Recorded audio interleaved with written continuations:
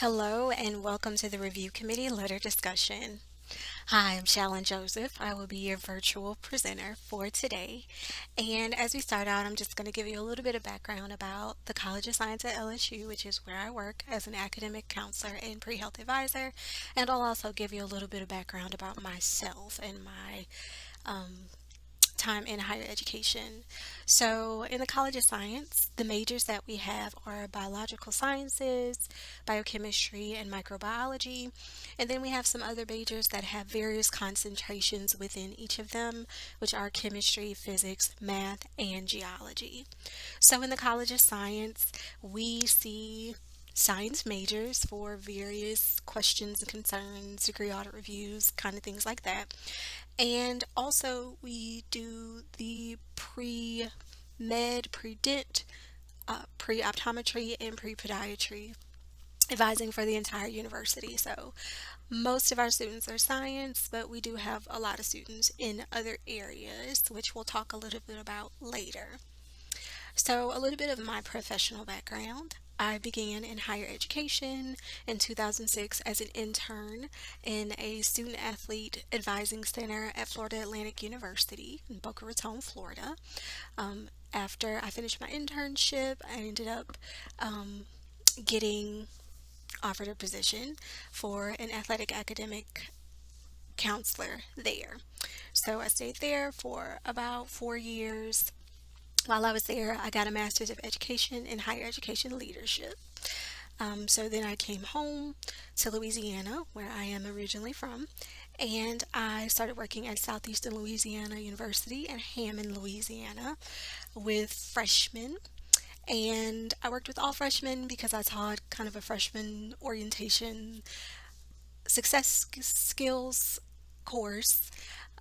But my primary advisees for a little while were health and human sciences, so nursing, communication sciences and disorders, and kinesiology, so pre-PT, pre-OT, all those types of majors. But I really worked with all majors at one point. The nursing and the health and human sciences, which is kind of the primary area.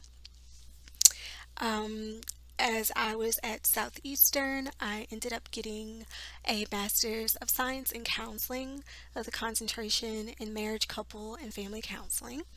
And eventually, I transitioned to LSU in my native Baton Rouge, and I am working with science majors in pre-med, optometry, podiatry, and dental. So to carry off from the last slide, I realized I left out the POPC. If you are unfamiliar with that, means Provisional Licensed Professional Counselor.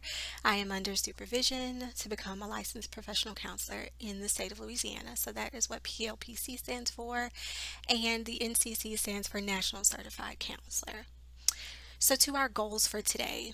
The overarching goal for this presentation is to give you a little bit of background on how we do things as far as the committee letter process, the review committee in general, and how we write our letters as an institution of a lot, which we'll talk about that in a few slides.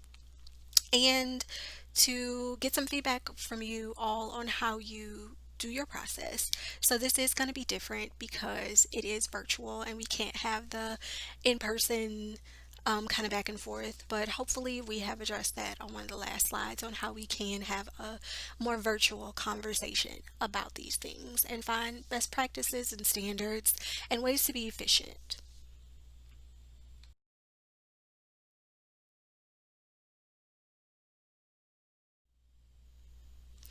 As you can see, these are LSU's demographics of the general student population taken from the fall 2019 facts of the university, which if you want more information on anything, you can click on the link below. You can see that we have a pretty large enrollment.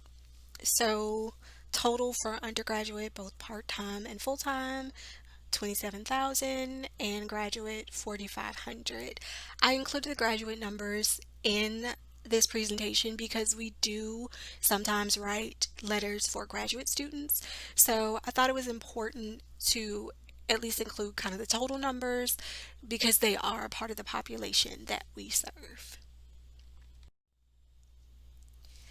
As an additional bit of information, I also thought this was important because over the years going to conferences, I have of course realized that everybody has a different setup, and we will definitely talk about that a little bit more when it comes to pre-health advising in a little bit. But just to get an idea of our academic structure, on the undergraduate side, we do have a graduate school, but this is the breakdown of our undergraduate structure. So you can see all of our colleges and our academic units on the undergraduate side. Again, if you want more information about numbers for any of these, you can click on the link below for the Fall 19 facts of the university. I did include some popular pre-health majors for specific ones, which are our more popular pre-health majors, but just as in your universities, in your institutions, we do have pre-health majors from all majors across the university. The slide you see before you currently is the current structure of pre-health advising at LSU. We do not currently have a pre-professional advising office with like pre-law and all those other things. Pre-law is actually advised in HSS, which you saw on the other slide before. We do not have a specific pre-health advising office. It is done in different units, as you can see. So medical, dental, optometry, podiatry are done in the College of Science. We see all students across the university. They don't just have to be science majors. And there are 6 people on the advising staff. However, there are only 2 professional advisors who are doing pre-health advising for those specific career paths that are mentioned and that are on the slide. The director of pre-health programs is one of those people, and myself, the pre-health advisor, is the second person. I also see just general advising questions for science majors. The director of pre-health programs will help out if we're in a crunch with like grad checkouts or things like that, but typically he is just focused on pre-health advising issues and tasks. Pre-nursing is done in University College Center for freshman year, so most of the majors at LSU, the students go into UCFY first. There are a few majors that will accept their freshmen, but most go into UCFY. So that is in your first year before you hit the admissions requirements or a certain number of hours or specific classes. And there's one professional advisor. She is an LPC, and she also works with the general population. So she doesn't just do pre-nursing advising. On their staff, they have 10 people, 11 if you include the executive director of University College, but she is the only person who does pre-nursing advising in the current setup. For pre-vet, that is done in the College of Agriculture, and you can see that there's one faculty member from natural resource ecology who works with people who want to go to vet school but work with wildlife, and then there's one faculty member from animal science who works with domesticated animals, people who want to work with domesticated animals. They are more versed, or they are versed in their specific major areas, but if students have just general questions about vet school, they can ask them questions even if they're not in those particular majors. And then last but not least, we have allied health advising, which is basically everything else: pharmacy, PT, PA, OT, public health. That is done in University College Center for Advising and Counseling, and or UCAC. The way UCAC is set up, it's there for students who have not met the admission requirements for their college or who are non-matriculating degree, just like taking classes for whatever reason, people who are switching majors but don't meet admissions for their colleges. That's kind of the holding place for them. On their staff, there are 6 people, and that does include the assistant director of UC or University College, but there is one professional advisor who works with allied health, and then he also works with the rest of the general UCAC population. And within all of these, you can be seen even if you're not a specific major of sort. We do allow that. In regard to our pre-health student population, we do not currently have any structure to reliably count how many pre-health students we have on campus.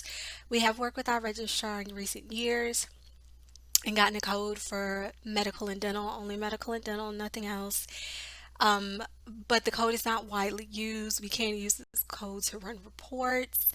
We recently started using Navigate Student and it does show up on there, but again, it's not widely used. There's some colleges that use it all the time and some colleges that don't use it at all, so it's not anything that is consistent. Years ago, admissions informed us that there were typically about 1,000 to 1,200 incoming freshmen who considered themselves as pre-med. Of course, some people change, but based on the amount of applications that we get, we would probably guesstimate that we have around 2,000 pre-med students on campus. It's really a rough estimate, and we really don't have any estimation of anyone else, dental, PA, PT, anything like that. So this is just our guess of how many people are on campus from our current experiences. So, as far as review committee structure and process, we're getting into the details of that now. This is how our review committee is currently set up. So this year we have 9 members. In previous years we had 10 members. We had somebody retire from biological sciences and they were not replaced, but you can see the setup on the slide. We meet every 2 weeks. The only person who goes to every meeting is the director of pre-health programs, who is also the chair. Meetings do typically last between 2 to 3 hours, and of course in COVID-19 times they have shifted to Zoom. But before that, we had a conference room in a building on campus where we kind of rotate in and rotate out and review the students for the letters. We do typically go into, it's usually August, sometimes it can be September. It just depends on how many students we have who are using the committee that in that particular application cycle. But usually our last meeting is around the beginning of school, which is like almost the end of August, mid to the end of August, but it is possible to go into September depending on how many students that we have. So these are our general review committee eligibility standards. You can see it's open to all majors. We do not have a limit on how many letters that we will write. Whoever is eligible and wants to use the committee can use it, and they can use the committee after they have graduated. We say recent graduates, there's really no definition of recent, pretty much as long as you can meet the standards and the eligibility parameters. Students can only use the committee once. So we tell them to pick when they feel like they're at their strongest or at their best. We will send a reapplication packet in the immediate cycle after if they don't get in and they want to reuse their committee letter. They have to do a very simple request, give us their ID numbers, tell us where they plan on applying, and the way that that works is we only send our individualized letter. We do not send the professor's letters, which we're going to talk about coming up. So just that regular letter, and then we recommend that the students get individual letters from professors that they know and get them sent individually. So here we have our review committee structure and process. So on the last slide you saw who could in general use the committee, but these are the specific eligibility requirements that are in place. Students have to attend a mandatory informational meeting the November before their application cycle. It does typically last about an hour and a half. And we, in general, just go over the whole committee process. We go over the general application process and answer questions. In recent years, we have started to bring in students who have successfully gotten accepted to medical school. So that actually kind of extended us to an hour and a half. It used to be about an hour, but we give them a whole lot of information. Sometimes they do forget it, of course, by the time that they start the process, but about an hour and a half to go over the whole process, the expectations, and answer questions that they may have. And as you will see in a slide later, they are very well attended because students have to use them to use the committee. Students also have to have completed at least 2 full-time semesters on our campus. LSU is a system.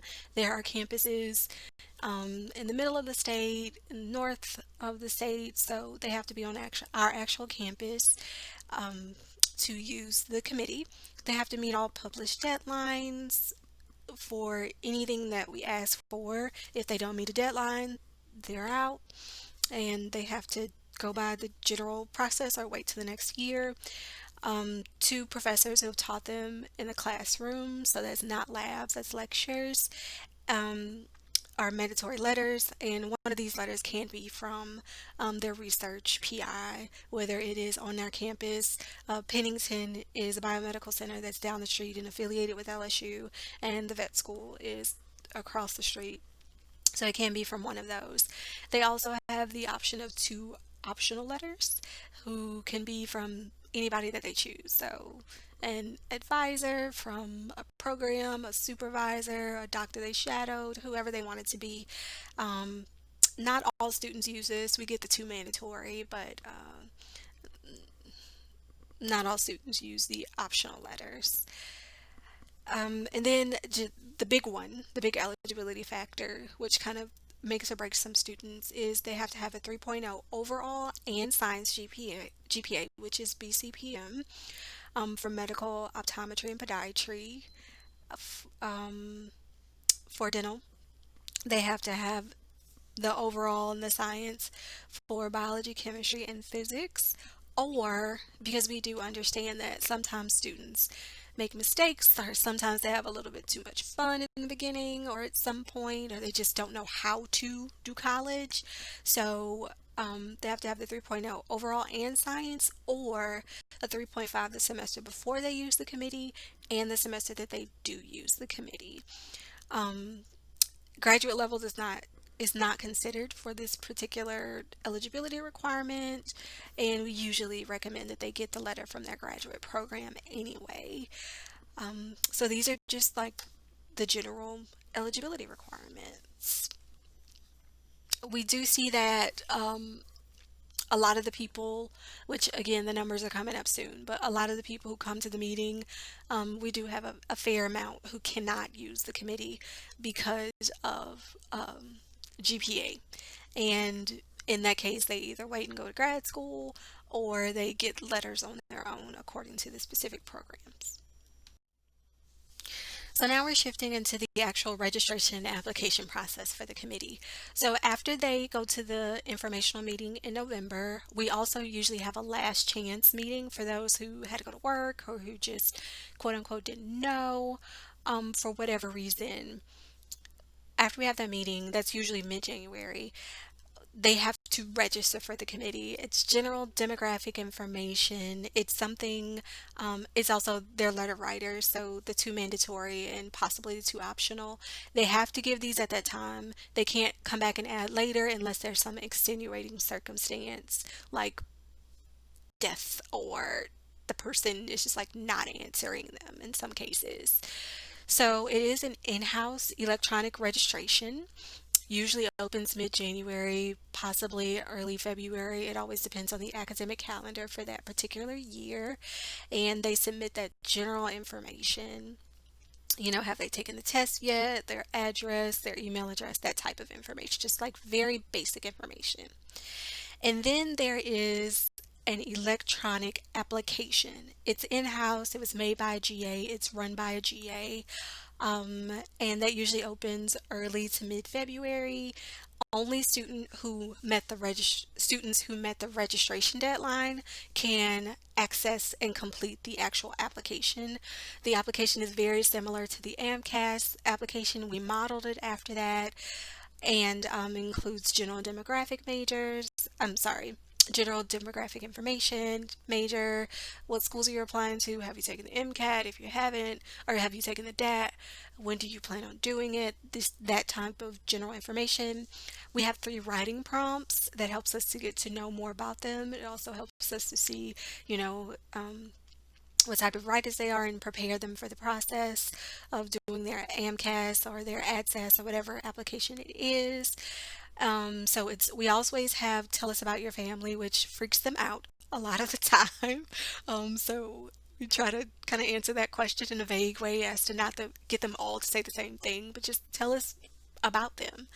Um, and then we have why do you want to be whatever it is? So dentist, doctor, podiatrist, optometrist. And then we have an additional question that changes each year. So it just kind of depends. We come up with it after some consultation. So questions in the past have been um, tell us about how you deal with failure or things like that. So just general questions to help us get to know them better because as you'll see on the next slide, there are so many people who use this committee.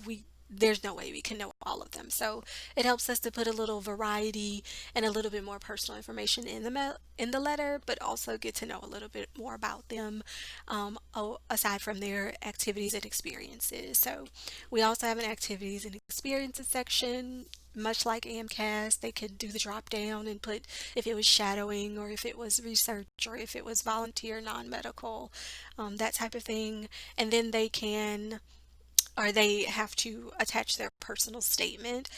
We have the character limits set at the highest for the professional application services because we can't really differentiate between those, but we do tell them, if you're dental, when you do your actual access application, it's going to be this many versus this many. So you need to make sure that you are um, accounting for that when you do your personal statement that you are going to submit to AdSense if it's not the exact same one.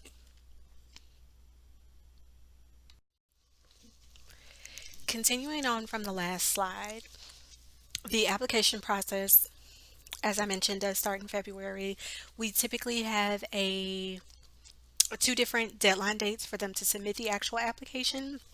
For dental and early decision applicants for medical school, we typically have a mid-April date because we know that those letters need to be in earlier so we can start on them and get those students reviewed. And then for the just general regular admit optometry and podiatry, now with podiatry, we barely have any students who actually identify themselves. So as long as I've been at LSU, which is since 2017, we have not written a podiatry letter.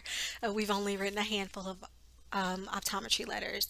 But for optometry, podiatry, and for regular decision, their deadline to submit their application is usually in the beginning or middle of May. The letters for early decision in dental are usually due in that mid-April date. The letters for regular podiatry, if we ever get any, and regular decision medical are usually due around the end of May, beginning of June. It's usually around the time that the NAAHP or SAAHP conference is going on, um, sometime within that.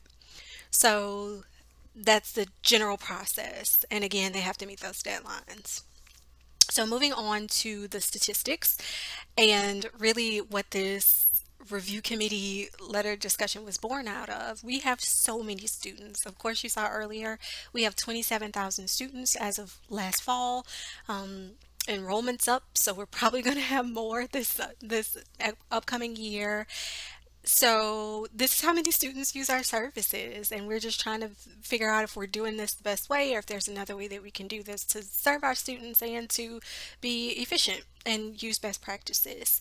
So application cycle, of course, sometimes it's like, what are we talking about here? So 2020, these are the students who are starting um, this upcoming August or whenever they start for this medical or dental or optometry school. So attendees at the actual informational meetings, you can see in the middle column, And then you can see on the end the letters written slash students reviewed. We usually have what they call admissions melt. So we usually have students who drop out of the process or withdraw from the process for a variety of reasons. Maybe the score wasn't what they wanted. They just decided they're not going to apply this year. They, you know, it's a whole bunch of different reasons. We know that students decide that they're not going to apply. But usually around 400 or 500 students attend the informational meetings. Less than that register, less than that complete the application, and then you can see we usually have hovering around 180 to 200 people, between 230, who actually are reviewed and have letters written for them. So once the students are reviewed, of course, we write their letters, and this is a process. We have individualized letters that are crafted for each student. We attach some of our statistics onto the front for the past 5 years, and then we attach the optional and mandatory letters to the back. We use everything that they submit in their application, including those letters, to write that individualized letter for them. Those prompts: tell us about your family. So of course, if they say I came from a medical family, we can put that in there. Or if they haven't, they are the first to forge their own path, so those types of things. The director of pre-health programs currently this summer is the only person writing those letters. In previous summers, it was both of us writing the letters. The process lasts to August, September, just depends on how many students are using the committee for that particular application cycle. Before I started, the director of pre-health programs was writing all of the letters himself, for the years previous to that. So that's the general letter writing process. So that is the overview of LSU's process of how our university is set up. So at this point, we want to start collaborating. The goal of the session was to share our structure and get a little discussion going and hear how you all did things, schools of similar sizes, schools of different sizes, because we know, again, you see this come up on the Health Prof listserv. We talk to people. I know that when I go to conferences, I talk to people about how they're doing things and how they are set up. So we really want to make sure that we are being efficient with the way that our setup is at the moment, and that we are using best practices and know what really are the best practices. What are the standard practices when it comes to the review committee process? What are other schools doing? Is it working for you? And then just a little throw in there, since we gave a little overview: how are your office is set up? Are you doing only one type of advising, or are you splitting your time between two? How many people do you have in your office? Do you see that as efficient and working for you at this point? And just kind of get a baseline of how things are. So if you would like to contribute to the conversation, and we really hope you would, so that we can get a better idea, especially if you are a campus that is as big as ours, 27,000 students. If you're somewhere around there, help us out and fill out the Qualtrics link below and give us some information. We'll definitely share information as requested. There'll be some information in there, or there'll be, a prompt, if you don't want to share, or don't want to share specifics, that will definitely be in there. But we really want to get this conversation going, and again, make sure that we are serving our students, but also doing it in the most effective and efficient way. So thank you for your time, and enjoy the rest of your conference. Stay safe, and go Tigers, or whatever your school is. Go whoever you are. Thanks. Bye.